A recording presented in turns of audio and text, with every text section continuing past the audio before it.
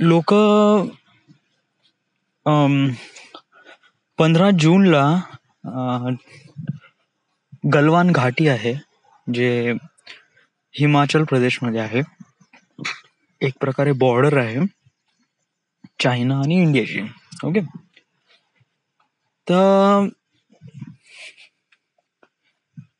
चायनातले जे सोल्जर्स आहे ते गलवान घाटीला क्रॉस केलाय.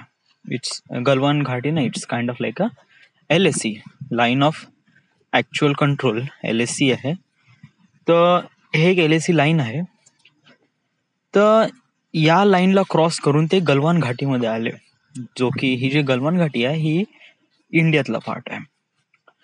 ऑब्विसली कोणत्या देशाची आर्मी आपल्या बॉर्डर क्रॉस करून आपल्या देशात येत असेल, तर ज्या देशात ते येत आहे त्या देशातल्या आर्मी लोकांना भीती वाटते की ये कुछ गलत हो रहा है, राईट. सो त्यासाठी तिथे त्यांची झडप झाली. म्हणजे तुम्ही इथे कशाला आले, तुमचे हे बॉर्डर नाही. त्यांचं काहीतरी वेगळंच म्हणणं होतं की हे आमची बॉर्डर आहे वगैरे वगैरे. It's like that. तर त्यांच्यामध्ये झडप झाली आणि 100-200 सैनिकांमध्ये झडप झाली. या म्हणजे आपल्याकडले पण सैनिक आणि त्यांच्याकडले पण सैनिक. ओके, झडप म्हणजे आता जेव्हा पेट्रोलिंग करतात ना, जेव्हा सोल्जर्स क्रॉसिंग मध्ये, तर तेव्हा ते जे आर्म्स वेपन्स आहे ते घेऊन जात नाही. या युजली आर्म्स वेपन्स याने बंदूक वगैरे घेऊन जात नाही. या हा एक हिदायत दिली आहे त्यांच्याकडून की समजा जर अशी काही झडप वगैरे, म्हणजे तिथे नॉर्मल आहे अशा प्रकारच्या गोष्टी वगैरे. म्हणजे कधी कधी समजा जर कोणती असा व्यक्ती वगैरे येऊन जातो, तर छोट्या छोट्या गोष्टीसाठी नाही का ते बंदूक काढणं ते इम्पॉर्टंट नाही पडत. हा खूप जास्त इम्पॉर्टंट असेल तर ते बॅकअप पाठवतात आणि मग ते आर्म्स वगैरे त्यांचे जे बंदूक वगैरे ते जास्त दूर नसतात.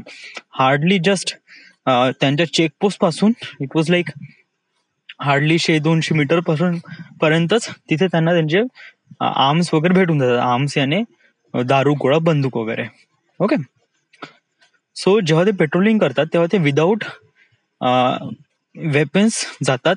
ओके, बट वेपन म्हणजे इन द सेन्स की त्यांच्यापाशी असतात, म्हणजे त्यांच्यापाशी चाकू असते, लाठी असतात वगैरे वगैरे. आता जेव्हा 15 जूनला चायनीज सोल्जर्स आणि इंडियन सोल्जर मध्ये जेव्हा झडप झाली होती, तर याच्यामध्ये नाही का त्या लोकांनी, चायनीतल्या लोकांनी नाही का, त्यांनी बॅट आहे ना, क्रिकेट बॅटला नाही का त्यांनी तार गुंडाळले. जे फेन्सचे तार असतात ज्याला असे नॉब असतात, त्या तारांनी गुंडाळले आणि ते ऍज अ वेपन म्हणून नाही का त्याचा वापर केला गेला चायनीज सोल्जर्स वाल्यांनी. इंडियन सोल्जर वाल्यांपाशी सिंपल लाठी. या तर याच्यामध्ये इंडियातले पण सोल्जर घायल झाले आणि ऑब्व्हियसली चायनीज मध्ये पण सोल्जर गायब झाले. आता माझा जो म्हणण्याचा उद्देश आहे हा नाही आहे की मी हे सांगून न राहिलो की यांच्यामध्ये हे काय झालं वगैरे. आता ही जे काही झडप आहे ना, हे अशी काही खूप मोठी वगैरे नाही किंवा अशी, म्हणजे इट वॉज लाईक दॅट आहे म्हणा, मोठी वगैरे आहे, बट अशा प्रकारे झडप नाही का नेहमीच होत राहते. हा या म्हणजे 15 जूनला जी झडप झाली ती मोठ्या प्रमाणात झाली. युजली असे काही झडप होते बिटवीन 2 सोल्जर, म्हणजे इंडियन पाकिस्तान, जे काही असे बॉर्डर मध्ये असतात ना, तिथे अशी नेहमी झडप होतात. इथे करीब एवढ्या मोठ्या प्रमाणात नाही, 5-10 वगैरे चालतात, ते महिन्याकाठी एकदा वगैरे होते, अदरवाईज होत नाही. Okay, so it's like a normal thing. Okay, but 100-200 लोक या दोघांमध्ये झडप होत असेल, ते याच्यामध्ये आहे समथिंग इज आहे, त्याच्यामध्ये मोठी आहे गोष्ट. व्हॉटएव्हर. आता याच्यामुळे काय होत आहे की चायनीज आता इंडियामध्ये मीडियानी हा जो टॉपिक आहे हा खूप मसालेदार टॉपिक आहे. व्हाय? कारण राईट नाव कोरोना आहे यस देशामध्ये, आणि एवढे सारे लोक मरून राहिले, एवढे सारे 1000, 2000 किंवा 18,000 एवढे सारे लोक एव्हरीडे ग्रस्त होत आहे, आणि यामुळे लॉकडाऊन सुरू आहे. तर ऑब्व्हियसली सगळे लोक घरात आहे, त्यामुळे लोक फ्रस्ट्रेटेड आहे बिकॉज ऑफ दिस कोरोना. आणि हा कोरोना आला कुठून? चायनापासून. तर ऑब्व्हियसली छोटा बहुत अग्रेशन तर चायनीज कडून आहेच. यस, बट दाखवू शकत नाही, कारण इट वॉज लाईक दॅट की आता जे आहे ते आहे, ते होणार आहे, ते होणार आहे, वळेवर झालं ते झालं. ओके. बट आता कसं आहे की चायना आणि इंडियामध्ये ते झडप सुरू आहे तिथे. आता तिथे कसं आहे की याच्यामध्ये मीडियाचा नाही का एक प्रकार खूप मोठा हात असतो. मीडियाने खूप काही सांगितलं की असं होऊन आलं, तसं होऊन आलं, चायनीज सोल्जर वगैरे असे आहे, तसे आहे वगैरे. तर यामुळे नाही का इंडियामध्ये एक अजीबसा बहिष्कार सुरू झाला. बहिष्कार कोणता? बॉयकॉट चायनीज प्रॉडक्ट वगैरे. आता याचा बॉयकॉटचा मिनिंग काय? येस, व्हॉट इज मीन? समजा जर आपण कोणतं चायनीज प्रॉडक्ट बॅन करू किंवा समजा जर आपण ते वापरू नाही, तर चायनाला याच्या कशाप्रमाणे नुकसान होते. ओके, सिंपल गोष्ट आहे, खूप काही कठीण गोष्ट नाही आहे. बट जेवढा मोठ्या स्केलवर जाशील ना, तेवढी गोष्ट कॉम्प्लिकेटेड होऊन जाते. आपण सिंपल शब्दात घेऊ, मानून घे एक मोबाईल आहे, तो चायनीज मध्ये मॅन्युफॅक्चर होते, बनते वगैरे. His like Xiaomi right now. मी ज्या मोबाईलनी रेकॉर्ड करतोय ही also Chinese phone. Okay. So हा फोन चायनामध्ये बनला, मॅन्युफॅक्चर झालं, सगळीच झालं. चायनामधून तो इंडियात आला. आता इंडियात कसा काय आला? व्हाय? बिकॉज ऑफ दॅट की समज जर हा फोन आहे, हा फोन मी घेतला होता 15,000 रुपयाला. ओके. सो आता कसं आहे की जेव्हा कोणते चायनीज प्रॉडक्ट इंडियामध्ये इतका जास्त वापर का होतो, या म्हणजे इट वॉज लाईक दॅट की इंडियातले जेवढे काही मोबाईल मॅन्युफॅक्चर्स आहे ते एवढे खूप जास्त स्ट्रॉंग नाही. जस्ट लाईक मायक्रोमॅक्स वगैरे, आता तर काही नाव दिसतच नाही, पण पहिले खूप होतं, बट आता काही नाव दिसतच नाही. आता समज जर कोणत्या मोबाईल फोन्स मध्ये समज गेलो तर आपल्याला सॅमसंग चायनीज फोन शिवाय दुसरं कोणतेच फोन दिसत नाही. या देर इज नथिंग, कुछ भी. देन एक ऍपल आहे जो खूप मोठा ब्रँड आहे, it was too much. But इधर चायनीज फोन आहे, देन सॅमसंग आहे. यस, तर बाकी दुसरं कोणी आहेच नाही. तर आपले जे इंडियातले ब्रँड्स आहे ते कुठे गेले, राईट? तर याच्यामध्ये प्रॉब्लेम असा आहे की चायनामध्ये कसं आहे, कोणतीही गोष्ट होते ते मास याच्यामध्ये होते, राईट? म्हणजे म्हणजे की जेव्हा समजा हा मोबाईल बनला होता ना, ओके, तर या मोबाईलमध्ये जेवढे काही स्पेसिफिकेशन आहे, ओके, समजा जर हाच मोबाईल इंडियात बनवला गेला, त्याची प्राइस किती राहील? ओके, मानून घे या मोबाईलमध्ये 4 GB रॅम आहे, 64 GB इंटरनल स्टोरेज आहे, 5.5 इंच स्क्रीन आहे, अँड देन या म्हणजे एवढं बहुत अजून काही डिटेल्स वगैरे, बट या एवढं सारं आहे. ओके. तसं जर हा फोन इंडियात बनला गेला आणि इंडियात विकला गेला, त्याची प्राइस किती राहील? त्याची प्राइस राहील रफली 17 ते 18,000. ओके. बट जे की चायनीज फोन देऊत आहे 15,000. व्हाय? कारण कसं आहे की चायनामध्ये याचं मास प्रोडक्शन होते, राईट? इंडियामध्ये मास प्रोडक्शन होत नाही. येस, कारण इंडियामध्ये पण लोक घेणारे खूप आहेत, असं काही नाही. ऑब्विसली खूप सारे लोक मोबाईल फोन वापरतात, म्हणजे इंडियामध्ये कसं आहे, फंडिंगची कमी आहे, पैसे कमी भेटतात, त्यानंतर जेवढे स्किल्स लेबर्स नाही, खूप साऱ्या गोष्टी आहेत, आणि खूप साऱ्या गोष्टी याच्या चार्ज होऊन ते लोक प्रॉडक्ट विकतात. तर जेव्हा ते लोक प्रॉडक्ट विकतात ना, तर त्याच्यामध्ये ते आपली मेहनत पण जुळवतात. आता चायनीज मध्ये कसं आहे, तिथे हे मास प्रोडक्शन मध्ये, तिथे कसं खूप साऱ्या फॅक्टरीज आहे, स्किल्स लेबर आहे, त्यांनी त्यांची कंट्रीला डेव्हलप करण्यासाठी त्यांनी फ्रॉम बिगिनिंग पासून खूप काही काम केलं. या त्यांनी शिक्षणावर भर केलं, त्यांनी ट्रेनिंगवर भर केलं. येस, आपण आता मी हा टॉपिक नाही, इट वॉज लाईक दॅट. या पण माझा हा आहे की जेव्हा मास प्रोडक्शन जातो ना, तर तेव्हा नाही का एका प्रॉडक्टची प्राइस कमी होऊन जाते. ओके. तर इन द सेन्स की समजा जर आपण असे मोबाईल फोन 100 मोबाईल फोन जरी घेतो म्हणलं ना, तर तुम्हाला त्याची प्राइस किती पडेल? तो पडेल 13,000 जे की 15,000 पण तुम्ही मास मध्ये घेताय, 100 घेताय, तर आम्ही करीब 1,000 रुपये कमी करायला तयार आहे, तर आम्ही 14,000 विकू प्रति मोबाईल. 100 मोबाईल घ्या तुम्ही. ओके. बट जे की समजा जर इंडियन याच्यामध्ये घेऊ, तर याच्यामध्ये कसं आहे की याच्यामध्ये मास मध्ये समजा जर आपण 100 घेऊ, ओके, त्याच्यामध्ये किती कमी कराल तुम्ही पैसे? तर हार्डली 16, म्हणजे जस्ट लाईक 1,000, म्हणजे जस्ट लाईक 16,000 प्राइस राहील. सो विचार कर, 14,000 आणि 16,000, तर घेणारा व्यक्ती कोणता घेईन, right? Which one is buy. 16,000 वाला घेईन की 14,000 वाला घेईन. It depends on you. जिथे पैसे म्हणजे एक प्रॉडक्ट आहे ज्याची पूर्ण स्पेसिफिकेशन सारखं आहे, सगळंच सारखं आहे, बट तो फोन एका ठिकाणी 14,000 भेटत आणि एका ठिकाणी 16,000 भेटत. Which one you buy? Of course 14,000 वाला ना, चीपर वाला ना, राईट. सो अशाच प्रमाणे नाही का चायनीज लोकांनी प्रत्येक कंट्रीचं मार्केट खाल्लं. असं नाही आपल्याच कंट्रीमध्ये, खूप साऱ्या कंट्रीजमध्ये अशा प्रकारे त्यांच्या ज्या डोमेस्टिक कंपनीज आहेत त्यांना बंद करून टाकल्या. या म्हणजे कसं की चायनीजमध्ये जे काही करायचं आहे, प्रोडक्शन करायचं ते मासमध्ये करा. ओके, कारण आपल्याकडे स्किल्स आहे, इंडस्ट्रीज आहे, त्यानंतर रोबोटिक्स आहे, सगळ्या काही गोष्टी आहे आपण. आणि जेवढे काही स्पेसिफिकेशन देऊ, जेवढे काही त्यामध्ये क्वालिटी देऊ, त्याच्यामध्ये इम्प्रुव्हमेंट पण करू. ओके, तर तुम्ही नाही का त्याच्यामध्ये मासमध्ये करा. म्हणजे कसं होईल की नंबर खूप वाढेल प्रोडक्टचे, त्यामुळे प्राइस कमी होईल, आणि प्राइस कमी झाल्यावर आपण बाहेरच्या देशांना विकू. तर त्यामुळे त्या लोकांचे जे डोमेस्टिक कंपनीज आहे त्यांचे प्राइस आपल्याला व्हॅरी होणार, आणि त्यांचे प्राइस खूप जास्त हायर जाणार, आपले चीपर जाणार. त्यामुळे ते लोक आपला प्रोडक्ट घेईल. सो ऑब्विसली चायनीजनी खूप साऱ्या कंट्रीजवर जे डोमेस्टिक कंपनीज आहे त्याच्यावर डॉमिनेट केलं. आता मी एक गोष्ट सांगितली, what is happened in the Galwan Ghati soldier.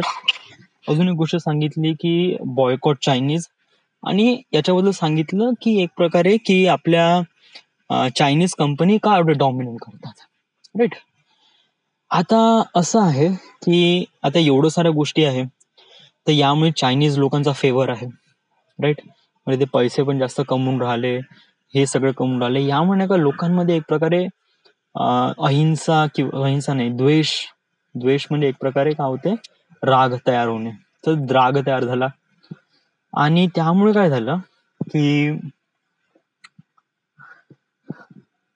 राग तयार झाला, आणि मग तेच राग त्यांनी कन्वर्ट केला बॉयकॉट चायनीज मध्ये, की आता आपण चायनीज प्रोडक्ट वगैरे वापरू नाही.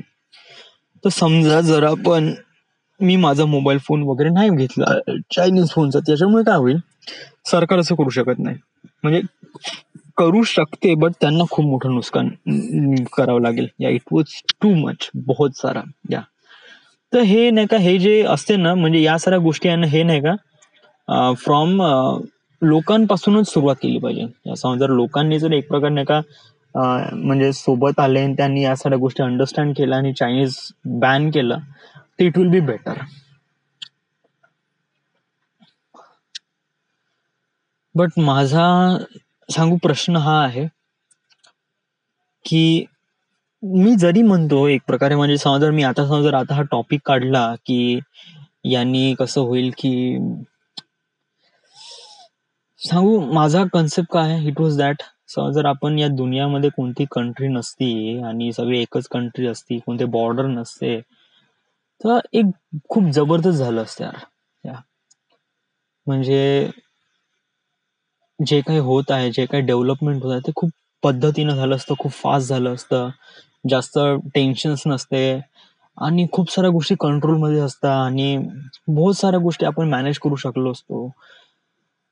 म्हणजे आताही असं करू शकतो म्हणा, असं नाही, बट कसं आहे की इन द एंड मॅटर पडते की देश, बॉर्डर, खूप साऱ्या गोष्टी आहे. बॉर्डर पण नाही, बट करन्सी आहे, खूप साऱ्या गोष्टी आहे, बहुत साऱ्या. It was too much. तुला काय वाटते, तू एक प्रकारे या साऱ्या गोष्टी कमी करू शकतो, म्हणजे बिंग एक प्रकारे सगळे करन्सी एक राहील किंवा सगळे बॉर्डर नाही राहील वगैरे? मला वाटतं समजा जर दुनियामध्ये काही ना काही डेव्हलपमेंट करायची असेल, म्हणजे आता मला असं वाटते की समोर येण्यासाठी नाही का, म्हणजे आपल्या समोर जे चॅलेंजेस आहेत ते बहुत मोठे आहे, टू मच, टू बिग आहे. म्हणजे इट वॉज, म्हणजे आता कसं की चॅलेंजेस म्हणजे कोणते की नॉट एक प्रकारे असे की एक ह्युमननी बनवलेले किंवा असं नाही. नेचर्सचे चॅलेंज खूप जास्त आहे. म्हणजे पाऊस खूप येईल, त्यामुळे नुकसान खूप होईल, भूकंप येईल त्याने नुकसान होईल, खूप साऱ्या गोष्टी आहे, टू मच. आणि याचा प्रभाव खूप जास्त वाढेल, कारण आपण ग्लोबल वॉर्मिंग होत आहे, दिवसेंदिवस गाड्या चालवत आहे, पाऊस पाणी म्हणजे एक प्रकारे कार्बन डायऑक्साईडचं प्रमाण जास्त वाढत आहे, त्यामुळे आपल्या ग्लोबलचं टेम्परेचर वाढून राहिलं आहे. या so it was too much. हे गोष्ट होत आहे ना. या तर मला असं वाटतंय की येणाऱ्या ज्या समोरचे जे काही प्रॉब्लेम्स आहे यांना जर आपण एकत्र येऊन सोबत नाही केले ना, तर आपण हे होऊन जाऊ. आपण इट वॉज लाईक या म्हणजे इन द एंड सांगू, आपण एक ह्युमन आहे. या म्हणजे जर आपण असं म्हणत आहे की मी इंडियामधला आहे, बट इट इज नॉट. या इन द एंड आपण एक ह्युमन आहे. या एक चायनीज लोक, त्यांनापाशी 2 हात 2 कान 2 पाय आहे, आपल्यापाशी पण सेम सारखंच आहे. असं काही फारसा फरक नाही. या तेही लोक त्यांच्या जीवन दिनचर्या काटण्यासाठी ते मेहनत करतात, आपणही करतो. येस. सो असं काही फारसं वेगळं नाही आहे. They are human, we are human. या आणि इन द एंड जे काही प्रोसेस होते सारखीच होते, राईट. आणि आपण का एवढं बॉर्डरला घेऊन डरतो, का आपण आपल्या कंट्रीला, का आपण एवढं पेट्रिऑटिक करतो. या येस म्हणजे आपण असं हे तर नाही म्हणू शकत की मेल्यानंतर मी इंडियातला आहे होतो की स्वर्गात गेल्यावर. No no, it is not. या समजा देशामध्ये बाउंड्री नसता तर आपण खूप काही डेव्हलपमेंट करू शकतो. आपण समजा हा कोरोना आलाही जरी असताना, तर आपण त्याला फ्रीली ऍक्सेप्ट जरी केलं असतं. येस. आणि आपण त्याच्यावर डेव्हलपमेंट पण केलं असतं, खूप साऱ्या गोष्टीमध्ये कंट्रोल. समजा आपण एकत्र असतो तर लिटरली सांगतो, हा कोरोना एवढा फैलला पण नसता. येस. पण आता कोणा देशातली पॉलिसी कशी आहे, काय, कोणाला कम्युनिस्ट आवडते, कोणाला डेमोक्रॅटिक आवडते, कोणाला का आवडते, हू नोज, कोणा डिक्टेटरशिप आवडते. It was way different than expectations. Yes. मला असं वाटतंय की जर दुनिया एकत्र झाली असती तर हाच एक प्रॉब्लेम आहे जो या सगळ्या प्रॉब्लेम्सला सॉर्ट आउट करू शकतो. हा बट ही गोष्ट वाटते तेवढी इझी नाही आहे, कारण खूप साऱ्या गोष्टी आहे. येस. नुकसान होईल, ऑफकोर्स, डेफिनेटली नुकसान होईलच. येस. बट हे नुकसान लाजमी आहे, कारण हे नुकसान आपल्याला सहन करणंच आहे. कारण म्हणजे आपल्याला क्युअर होण्यासाठी जे दवाई असते ते नेहमी खट्टीत असतेच. या आपण काही ना काहीतरी करण्यासाठी काही ना काहीतरी गोष्टी लूज करावाच लागतो. It was happen. या साऱ्या गोष्टी कराव्याच लागेल. येस. तुला काय वाटते, तू तो पर्सन आहे, तू त्या साऱ्या गोष्टी करू शकशील, म्हणजे you are the one who can unite the world. I don't know यार, मला वाटत नाही. Yes.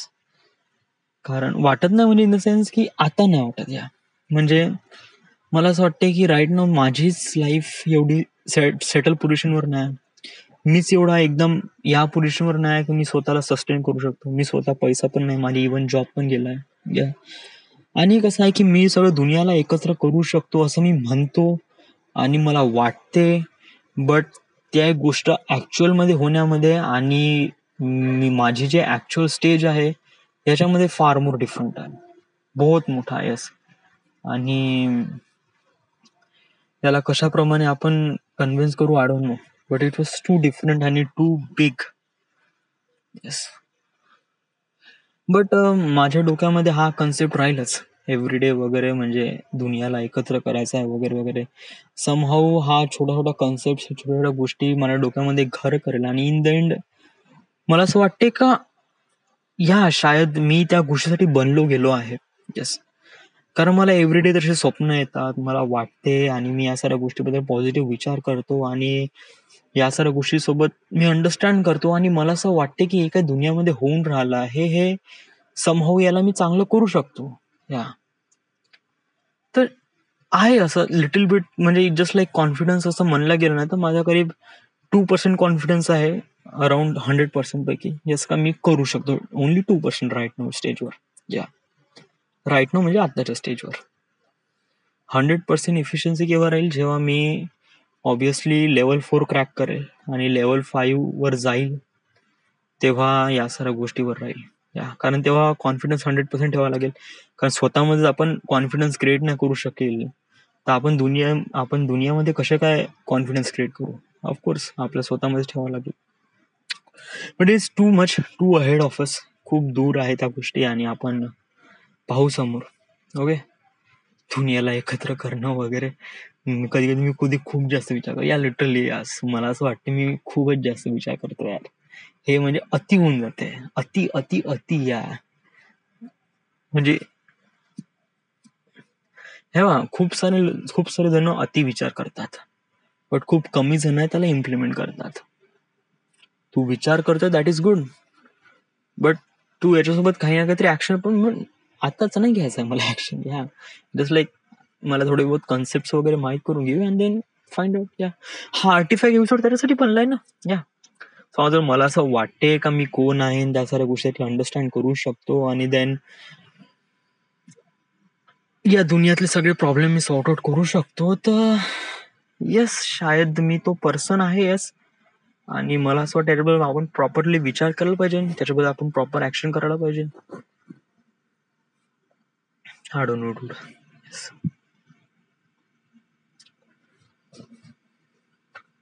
So this is it. This is the end. This is my artifact episode number 1947. Right now we are at Wardha, Maharashtra. Thank you.